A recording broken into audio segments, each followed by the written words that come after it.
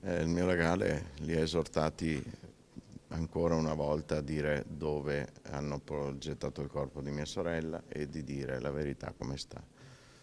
Le reazioni sono state pressoché sterili. Sono state usate parole dure, è stata citata la fiaccolata che è stata fatta, che era una preghiera che avevo fatto subito dopo aver scoperto l'omicidio di mia sorella, una preghiera affinché dicessero la verità e ci facessero trovare il corpo.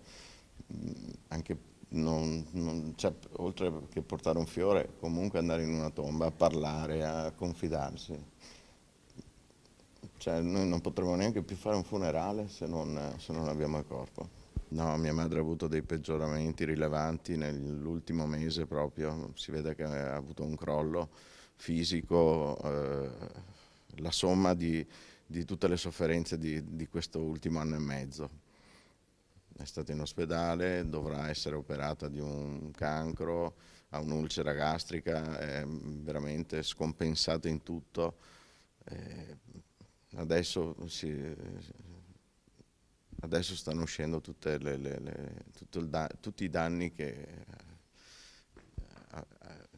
quello che ha passato nell'ultimo anno e mezzo.